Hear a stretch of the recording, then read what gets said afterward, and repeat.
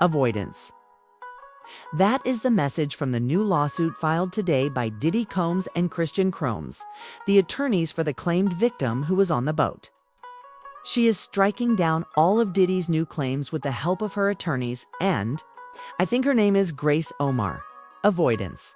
Hello everyone, this is Molly. Regular and daily content. Since this is essentially what this is delivering, let's go into the evasion. Sign up for the channel. Only one click is required. You guys only. Need to do that? Did he sign Christians then? Do you not recall his appearance? A lawsuit was filed against him because of his actions with a woman aboard a boat. This was the first lawsuit he had ever faced. In any case, Diddy's name has been brought up. We also know that Diddy has essentially attempted to discredit his son by claiming that Christian lives in that state while he does not, therefore preventing him from being sued. Although he doesn't live in LA, he does live there. He lives in Florida. Consequently, questions of jurisdiction. I can't be sued. Let my kid handle things, I'll put him under the bus. When he blamed Christian Combs for the situation. In other words, Grace Omar is essentially rebutting Christian Combs' accusations of avoidance by accusing him of taking her on a boat and asserting that Diddy knew everything about it. Diddy controlled the atmosphere on the yacht and served booze and neglected to put any safeguards in place to keep visitors safe from predictable danger. Diddy's claim that the action ought to be dropped due to its California filing was mocked by her. He claimed that the alleged attack happened outside of California and that he lived in Florida. Her lawyer contended that refusing the use of California law would desensitize misbehavior beyond the reach of responsibility, in contrast to the "I need a female rapper's" remarks. Instead of directly addressing the claims that Diddy chartered, the boat managed the inebriated behavior of the visitors and employees and kept a home and business base in California. The defendant turns to pointless case law and generic citations. This advocacy is not zealous. It shows a surrender and is an act of avoidance. Deflecting rather than confronting specific claims in the lawsuit is the best course of action for the defendants. The attorney said, "Oh Lord, you are aware of this, then." Grace claims that when it comes to this discussion, the lawyer is going in hot and strong.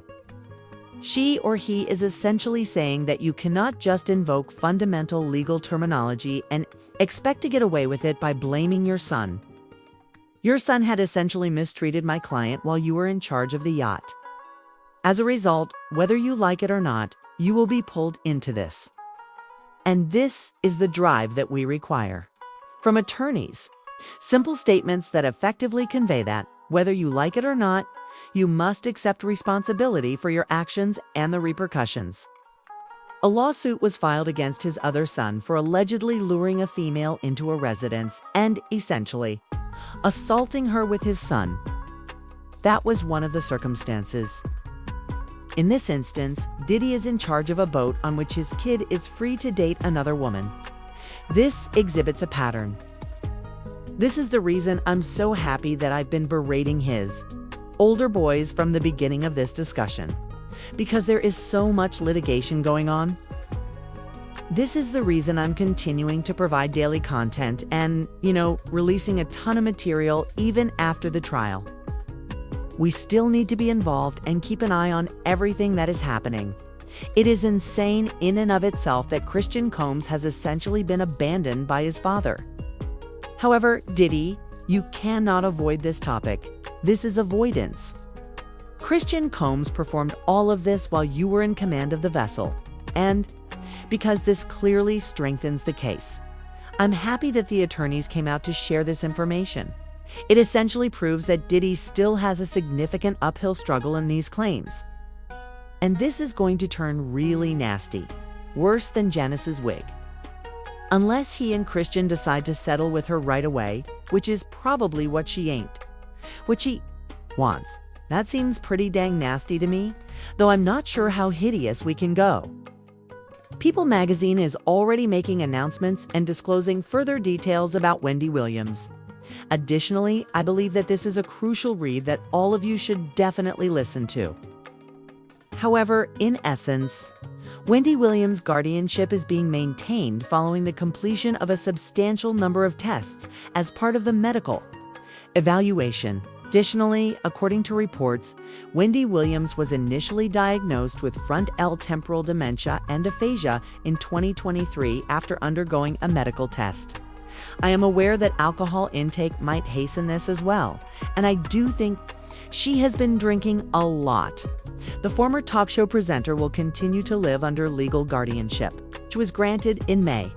A substantial number of neuropsychological tests are part of the television personality's medical examination, according to legal records. This demonstrates that Williams has been diagnosed with both aphasia and frontal temporal dementia (FTD). In the filings, Williams' guardian Sabrina Moressi's lawyer asks the court to prolong the guardianship for an additional 3 months. I'm curious as to why she wishes to extend it. However, this is obviously quite serious for many individuals who think Wendy is wonderful and perfectly normal. She does have dementia, as you know, and several neuropsychological tests have formally confirmed this diagnosis. However, if you read the Roc Nation case involving Desiree Perez and her daughter Dior, they really put her in a mental hospital, made up a diagnosis, and pretended that she was sick. I'm making an effort to avoid being naive. I think she has frontal temporal dementia, which is an official diagnosis that People magazine is releasing as an exclusive. She seems to me to be someone who does have dementia, but I don't think should be placed under guardianship or imprisoned in a house. She should be able to live her life in peace. However, whenever I bring up any other person, diagnosis, medical complications, or psychiatric issues, the Roc Nation lawsuit is always in the back of my mind because anything can be easily faked. All you have to do is pay the right doctor to engage in corruption at its best. I don't know, but that's at the back of my mind. Regarding Wendy Williams in this discussion, it's challenging. However, after these tests and medical examinations, People magazine has exclusively reported that she does indeed have dementia. Wendy Williams has received an official dementia diagnosis, which makes perfect sense given that despite her recent statements to Breakfast Club that she is fine in everything, she does appear to be a little out of the loop and repeats things that could simply be her own panic and frustration. However, given the way she has been speaking and acting in recent interviews, I do think there is a component of dementia there. It's not so bad, in my opinion. She ought to be allowed to live with her family by herself. In my opinion, she doesn't require guardianship. In my opinion, people shouldn't have authority over her possessions and finances. In my opinion, none of those things should occur, in my opinion. I don't believe she should be dealing with the issues she is now dealing with, even if she has been officially diagnosed with dementia. It doesn't make logical sense. This is causing people to respond. Some claim that it's karma. Some people remark, I kind of want this for somebody, even if it's karma. It's not easy. Really intricate.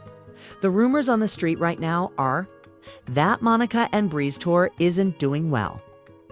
I disagree with this. They have opened up several more concerts due to the huge demand, as you may know.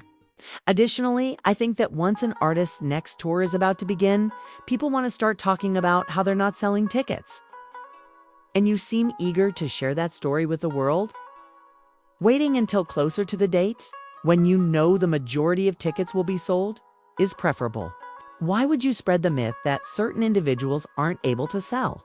I don't think it's accurate, particularly in light of the Beyoncé scandal, which made it obvious that everything was packed. I no longer truly buy this as a result. Before the date has even come, people want to start spreading that story. Look, these tickets haven't been sold. None of these seats are occupied. However, the tickets are sold out closer to that day. Not all of the seats are vacant.